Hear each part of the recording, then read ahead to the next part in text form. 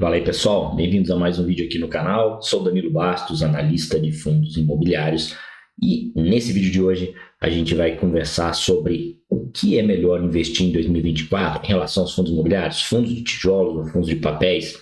Isso tem sido uma dúvida bem comum, principalmente nesse cenário de queda de taxa de juros. Muita gente está falando aí que é melhor investir em fundos de papel. Será que isso faz sentido ou não? É que eu espero esclarecer nesse vídeo.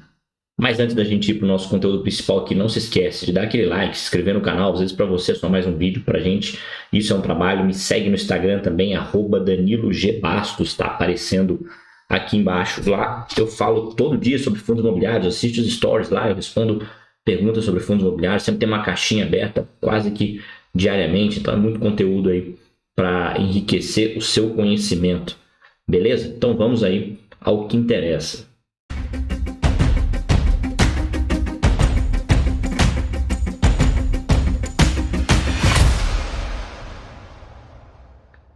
Bom, 2024 é ano de investimento nos fundos de tijolos ou é ano de investimento em fundos de papéis? Vou abrir uma imagem aqui para vocês que é da quarta emissão de cotas do CAFOF, né? O FOF, o Fundo de Fundos da Quineia. Não é o objetivo desse vídeo falar dele, mas eu sempre trago material aqui para a gente fazer vídeo. Nos nossos relatórios eu coloco também materiais, imagens, etc., insights que vêm dos relatórios gerenciais, que vêm dos prospectos. Isso é muito bom para a gente poder ensinar, para a gente poder dar aula, para a gente comentar e embasar nossas teses de investimento também. Vamos lá para o material que eu tirei lá do CAFOF. Eu não vou passar aqui o prospecto inteiro, material publicitário, na verdade, né? Isso aqui é do material publicitário, não é prospecto, não. Porque não é isso que interessa, tá? Mas eu separei essa imagem aqui, que é FIIs de tijolos, né? Versus a Selic, desde 2012. Então, basicamente, eles pegaram os fundos de tijolos, que está aqui nessa linha azul escura, né? E compararam com a Selic, que está nesse bege, tá? E aí mostra claramente aqui para a gente que existe o que a gente chama de correlação negativa. Quando a taxa de juros cai, a gente tem uma alta nos fundos de tijolos, tá? E aí a gente tem aqui na frente de novo um movimento de queda, que é o que a gente está vivendo agora da Selic, aqui a Selic projetada, e novamente aqui os fundos imobiliários de tijolos subindo, tá? Isso acontece, eu já comentei aqui em outros vídeos, já comentei bastante no Instagram também. A gente acaba tendo uma fuga natural de capital aí da renda fixa para renda variável, muita pressão compradora aí nas cotas dos fundos. O yield dos fundos de tijolos fica aparentemente mais interessante para aqueles investidores que só olham o yield está errado. Eu já comento isso por quê. E aí eles entendem que aquele yield está mais atrativo versus a renda fixa deles, que está pagando um pouco menos. Então o investidor ele pensa assim, olha, se a renda fixa está pagando menos, o yield do tijolo está um pouquinho melhor, de maneira comparativa falando, né? O pessoal corre para o tijolo e as cotas dos tijolos acabam valorizando e dá aquele efeito. Isso é o principal motivo, tá? Não é o único, mas é o principal motivo. E por que é errado ficar olhando só yield? Primeiro, eu sempre falo para a galera, ó, tudo que é métrica relacionada a preço, yield, dividend yield é uma métrica relacionada a preço, afinal de contas, dividend yield são os dividendos dividido pelo preço, PVP, métrica relacionada a preço, qualquer métrica relacionada a preço, se deixa por último. Olha, faz a primeira ali, análise fundamentalista, né? O que tem no fundo, quem é o gestor, o que ele investe, que tipo de imóvel, tem demanda por aquele tipo de imóvel, onde estão os imóveis, qual o padrão construtivo desses imóveis, tem inquilino lá. Isso aí é análise fundamentalista, você tem que fazer isso primeiro antes de pensar em precificar, tá? Então sempre deixa qualquer métrica relacionada a preço por último. Então primeiro, quem olha só dividend yield está errado por causa disso. Segundo ponto é que imóvel valoriza ao longo do tempo, desde que ele seja bom e bem gerido. Isso você vai descobrir lá na análise fundamentalista que você vai fazer antes de investir em um fundo imobiliário. Então, o investidor inteligente ele está comprando tijolo sempre, tá? Justamente porque ele sabe que aquele imóvel vai valorizar ao longo do tempo. Então a rentabilidade que vai vir dali não é só dividend yield, diferente do que acontece no fundo de papel, por exemplo, que é basicamente só yield. Fundo de papel é um título tem títulos de dívidas ali dentro, né? Fundo de recebíveis é o nome correto.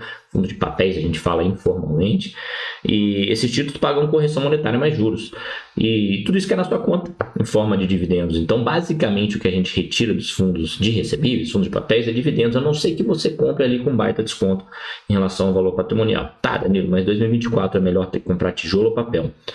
Sempre é bom ter os dois. Agora, sim, é fato que se a gente está em cenário de queda da Selic, faz sentido ter uma exposição maior em tijolos. A nossa carteira recomendada, né? A gente aqui, nosso serviço aqui, a gente chama Casa de Análise de Investimento. Eu não sou um youtuber, sou analista de investimento. A gente tem uma assinatura aqui de fundos imobiliários, de outras coisas também. E a gente emite um relatório semanal para os nossos assinantes. Lá tem a nossa carteira recomendada, entre outras informações educacionais, insights, etc. E a nossa carteira recomendada, ela varia. A alocação em papéis, para vocês terem uma ideia, em fundos de recebíveis, varia de 30% a 50% e o restante tijolo.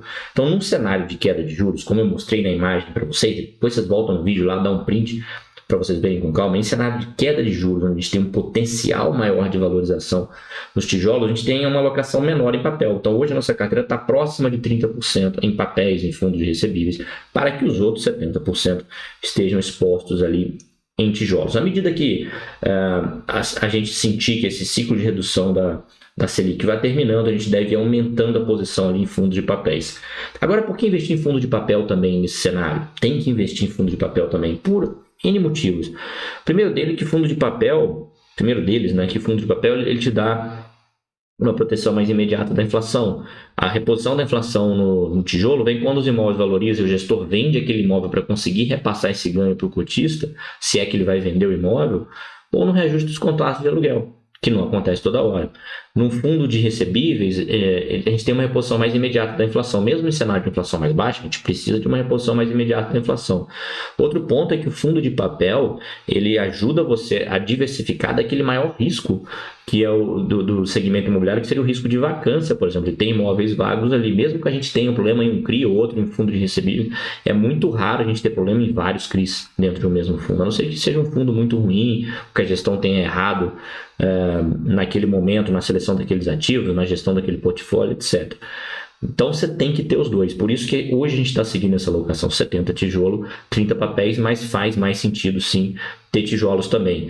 Vale lembrar que muita gente vendendo papel ou deixando de investir em papel, muita pressão vendedora ou baixa pressão compradora, somado ali aquele dividend yield do papel que está um pouco menor, até porque a inflação está um pouco menor também, faz com que as pessoas não queiram papel e isso derruba as cotações. Fundo de papel, olhando para o PVP, fundo de papel com PVP menor do que 1, desde que você tenha feito análise fundamentalista antes, o fundo tenha qualidade, é uma baita oportunidade de entrada. Porque na hora que falar, não é mais momento de jogo, vamos olhar para papel, isso vai estar tudo caro. Então precisa aproveitar essas oportunidades também para comprar barato. Só um parênteses aqui, a gente não olha PVP para tijolo, tá? PVP para tijolo é métrica secundária, tá? Para precificação, estou falando aqui para precificação. Esquece PVP para precificar tijolo. Você pode estar comprando fundo com PVP maior do que 1 e ele está muito barato, e PVP menor do que 1 e ele está caro. Não é essa a métrica para precificação de tijolo. Mas esse também não é o objetivo desse vídeo aqui. Não é o objetivo falar sobre isso. Beleza? Então, vamos lá. Respondendo a pergunta proposta aqui desta gravação, é o momento sim de ter mais papel na carteira, mas em nenhuma hipótese, Desculpa, já até me enrolei aqui na fala. Vamos voltar aqui. Então, aproveitando para responder a pergunta, tá? Neste momento aqui, a pergunta proposta nesse vídeo, neste momento é o momento de ter mais tijolo na carteira, mais tijolo, justamente por causa da imagem. Deixa eu até voltar essa imagem aqui. É o momento de ter mais tijolo.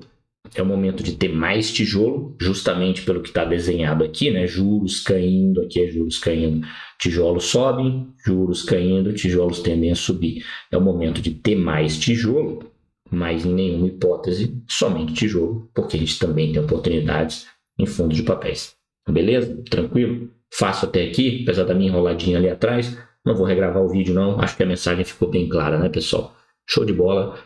Qualquer dúvida manda lá no Instagram para mim, tamo junto. Se você quiser me ajuda para investir em fundo imobiliário, link da nossa assinatura de fundo imobiliário está aqui embaixo. Se você quiser nossa ajuda para investir em tudo, ações, fundo imobiliário, FIAG, FINFA, a gente tem o plano Gold, o link está aqui embaixo também.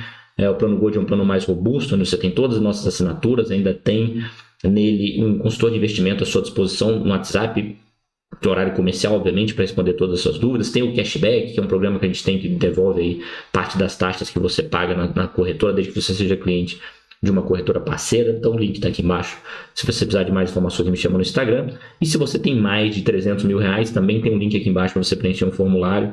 A gente faz uma consultoria personalizada para a gestão do seu patrimônio. A gente pluga um consultor nosso ou na XP, ou na Orma, ou na Warren, que agora, no dia 18 de fevereiro de 2024, são as corretoras, são nossa parceira, que a gente ajuda aí na gestão completa do seu patrimônio para você atingir os seus objetivos financeiros. Beleza? Os links estão aqui embaixo. Me chama no Instagram, @Danilo Gembastos, que a gente conversa por lá também. Grande abraço e até a próxima.